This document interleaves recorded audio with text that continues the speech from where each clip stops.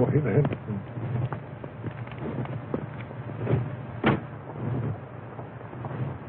Let's see now, I've got to speak one or two words, and just to try my voice, I understand.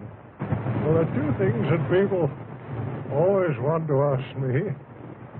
Well, one of them is how I ever came to write the Sherlock Holmes stories, and the other is about how I came to have psychic experiences and to take so much interest in that question.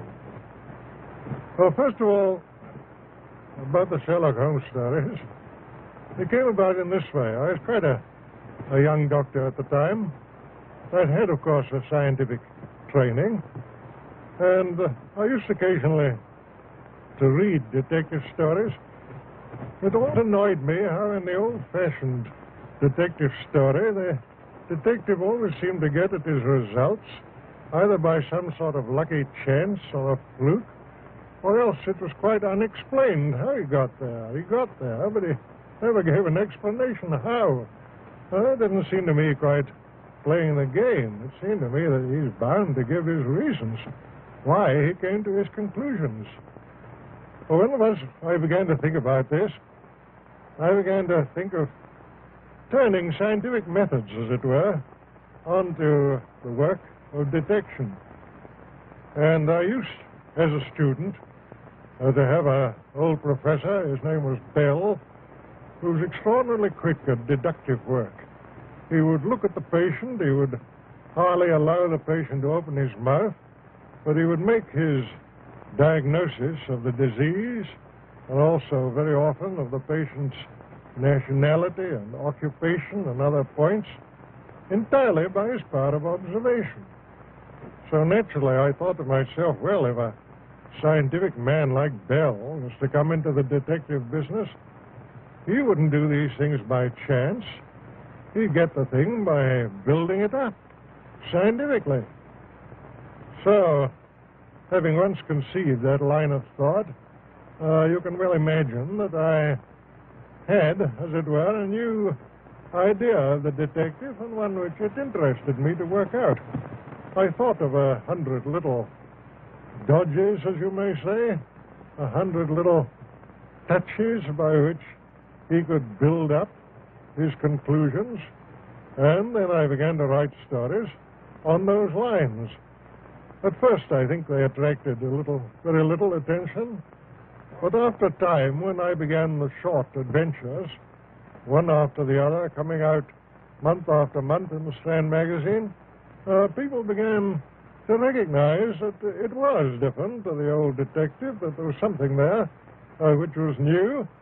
They began to buy the magazine, and it prospered, and so I may say did I. We both came along together, and from that time, Sherlock Holmes fairly took root.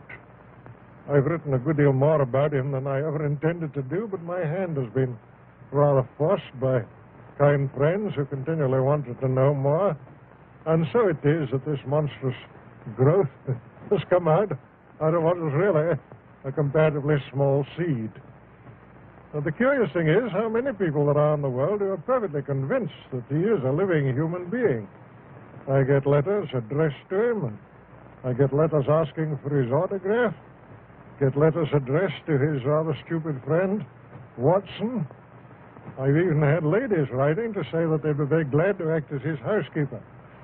One of them, when she heard that he had turned to the occupation of keeping bees, wrote saying that she was an expert at segregating the queen, whatever that may mean, and that she was evidently predestined to be the housekeeper of Sherlock Holmes. I don't know if there's anything more I could say with advantage about him. But on the other point, which is to me, of course, a very much more serious one, on the question of my taking up this psychic matter, curiously enough, my first experiences in that direction were just about the time when Sherlock Holmes was being built up in my mind. That would be about the year 1886 and 1887. So nobody can say that I formed my opinions on psychic matters very hastily. It's just 41 years now since I wrote a signed article upon the subject, which appeared in a magazine called Light, so that I put myself on record. During these 41 years, I've never lost any opportunity of reading, of studying, and of experimenting on this matter. People ask me, will I write any more Sherlock Holmes stories? I certainly don't think it's at all probable. But as I grow older, the psychic subject always grows in intensity, and one becomes more earnest upon it, and I should think that my few remaining years will probably be devoted much more in that direction than in the direction of literature. Nonetheless, of course, I haven't abandoned writing. One has to earn one's living, but my principal thoughts are that I should extend, if I can, that knowledge which I have on psychic matters and spread it as far as I can to those who have been less fortunate. But don't for one moment suppose that I'm taking it upon myself to say that I am the inventor of spiritualism, or that I am even the principal exponent of it. There are many great mediums, many great psychical researchers, investigators of all sorts.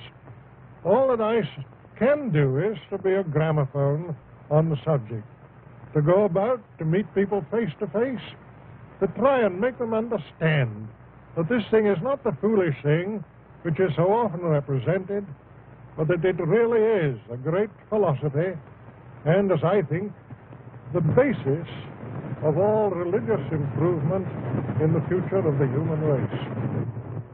I suppose I've said with more mediums, good and bad and indifferent, than perhaps any living being. Anyhow, a larger variety, because I've traveled so much all over the world, and wherever I've gone, either in Australia, America, or South Africa, the best that there was to be had in that direction was put at my disposal.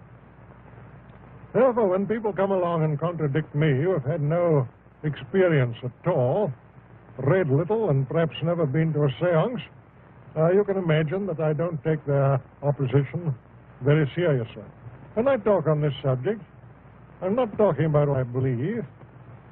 I'm not talking about what I think. I'm talking about what I know. There's an enormous difference, believe me, between believing a thing and knowing a thing. I'm talking about things that I've handled, that I've seen, that I've heard with my own ears, and always, mind you, in the presence of witnesses. I never risk hallucination. I usually, in most of my experiments, have had 6, 8, or 10 witnesses, all of whom have seen and heard the same things that I have done. Gradually, I became more and more convinced on the matter as I studied year in, year out, but it was only in the time of the war, when all these splendid young fellows were disappearing from our view. The whole world was saying, well, what's become of them? Where are they? What are they doing now? Have they dissipated into nothing? Or are they still the grand fellows that we used to know? It was only at that time that I realized the overpowering importance to the human race of knowing more about this matter. Then it was that I flung myself more earnestly into it, and that I felt the highest purpose that I could possibly devote the remainder of my life to was trying to bring across to other people something of that knowledge and assurance which I had acquired myself. Certainly the results have justified me. I'm quite sure I could fill a room of my house with the letters that I've received from people telling me of the consolation which my writings on this subject and my lectures on this subject have given to them. How they have once more heard the sound of a vanished voice and felt the touch of the vanished hand.